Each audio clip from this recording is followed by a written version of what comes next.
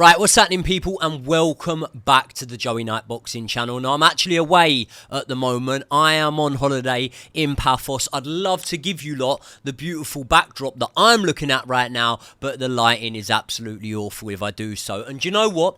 When I came away, I just had my Misfits fight. I've been working hard, and I sort of thought I might take my camera, I might take my microphone, but I'm probably not going to cover too much. But now, right now, we need to talk about Chris Eubank Jr. because there was a press conference put on this week for one of the greatest fights that I am going to have the pleasure of watching in my conscious lifetime. What with Riyadh season coming into boxing, Turkey Al Sheikh coming into boxing, we're probably going to get plenty more fights like this. But in the 20 odd years that I can remember from boxing before, these type of fights were such a rare occurrence, and I am of course talking about Dmitry Bivol taking on Eubank Beterbiev in an undisputed clash. However, what we do know from boxing is brilliant boxers don't always make brilliant salesmen, and sometimes their boxing does the talking so much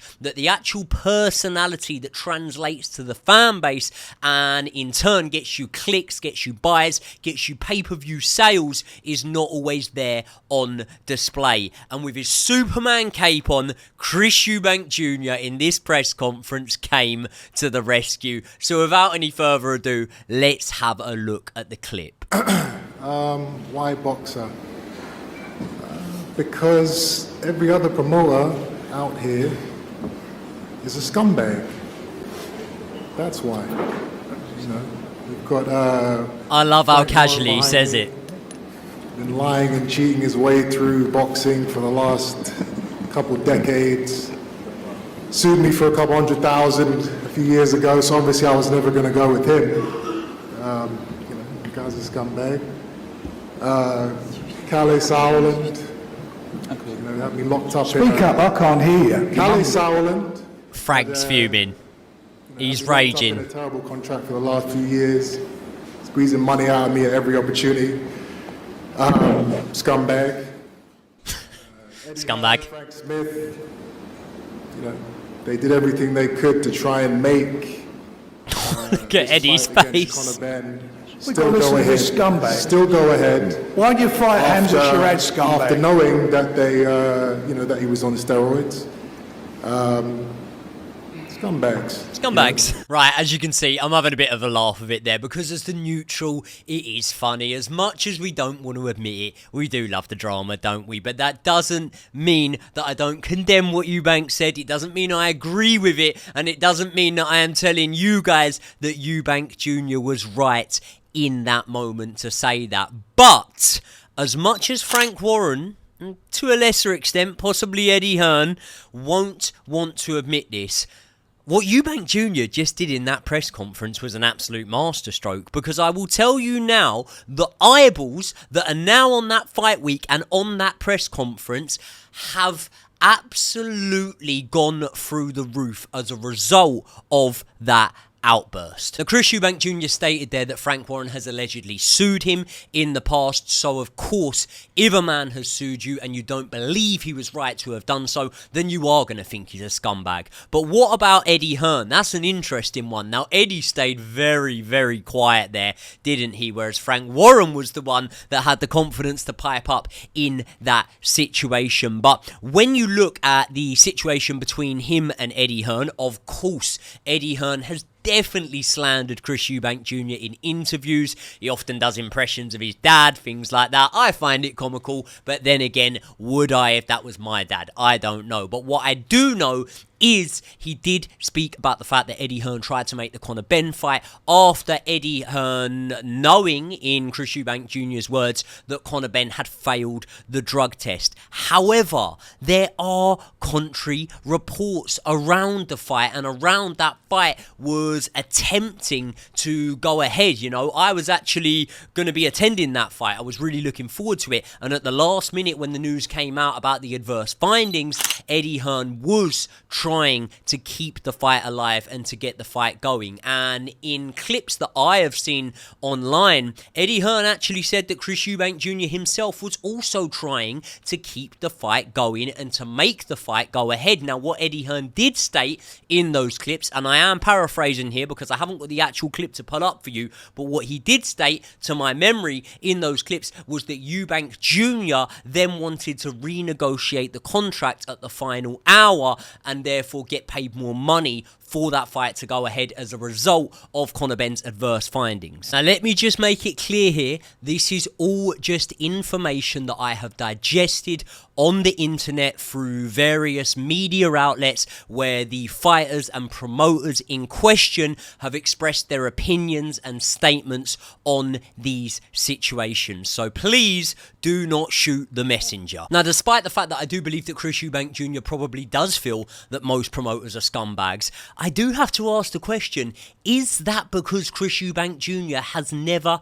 actually had a long-term promoter? You know, when he was fighting on Frank Warren shows, for example, Frank Warren's golden boy at the time was Billy Joe Saunders, a man that Chris Eubank Jr. fought and Chris Eubank Jr. was beaten by. And obviously, there was lots of rumour talk about a rematch between the two, and therefore, Frank Warren in the media would have definitely said stuff that was probably predominantly aimed to big up his fighter in Billy Joe Saunders, but as a sub-consequence of that would have been detrimental, or at least would have been disparaging towards Chris Eubank Jr. Now, Eddie Hearn and Chris Eubank Jr. had a decent little run together, didn't they? Obviously, I think he beat the likes of Tom Doran on an Eddie Hearn show, Gary Spike O'Sullivan, that was a decent win that he also got on an Eddie Hearn show, but the breaking point for the two of them was when Chris Eubank Jr. was eventually, I should say,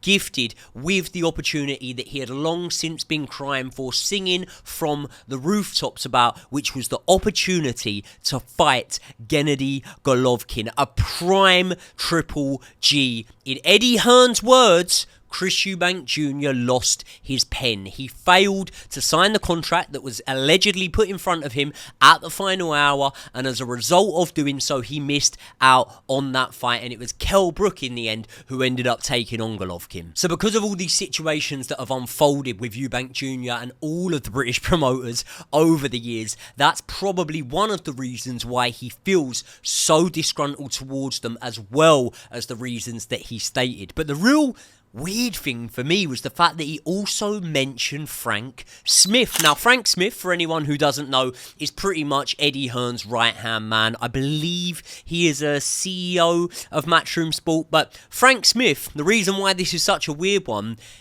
I believe he's married to Chris Eubank Jr.'s sister. If they're not married, they're definitely an item, so for him to call him a scumbag as well, it's just a crazy one. It's soap opera, isn't it? It really is drama.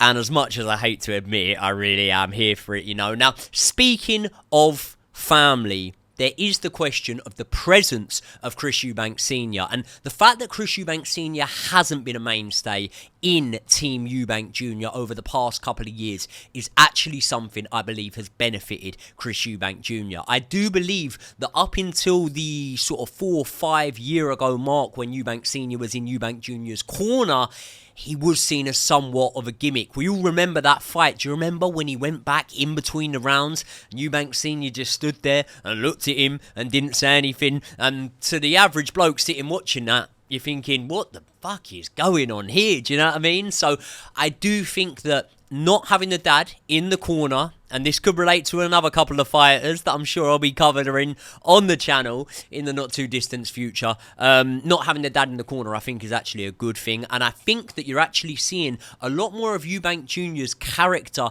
and charisma since he sort of left his dad out of the corner team and out of the training setup. And I think he actually comes across a lot better now than he once did, because there were so many comparisons made between him and his dad. And I actually saw an interview recently, and it was one that actually touched me quite a bit because, listen, I'm someone that'll openly admit during the start of Eubank Jr.'s career, I wasn't really too fond on him, and as the years have gone by, I have actually grown quite a soft spot for him, and I do think he's a genuinely good person, you know. And I saw a clip recently where he was questioned about his dad, and I'm paraphrasing again here, but he said something along the lines of, you know, what my dad needs to understand is I don't need a mentor, I don't need a trainer, I just need a father.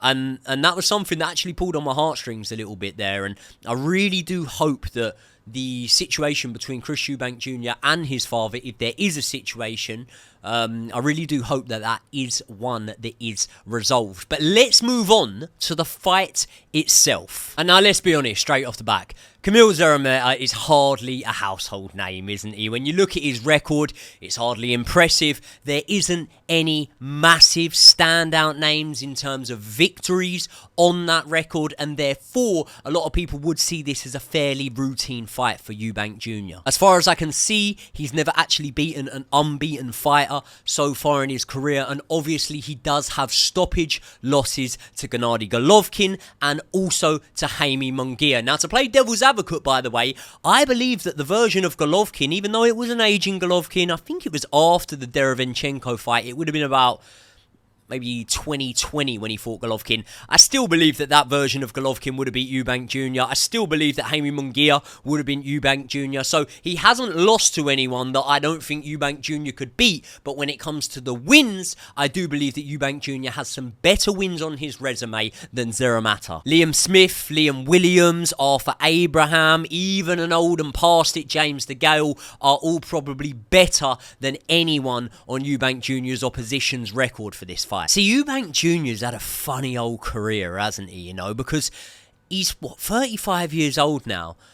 And is it a stretch to say we still don't really know what level he's actually at? I mean, he's definitely above British level. We know that for sure. I think the likes of the performances, you know, against George Groves and Billy Joe Saunders, albeit ending in defeat, would show you that. And then at British level, you know, he shared a loss and a win against Liam Smith. Liam Williams was a good win. Nick Blackwell was a good win. So I do think he has those wins to show you that he's definitely above British level, but he's fallen short at world level. So is he somewhere around European level? Now, the beauty of it is this.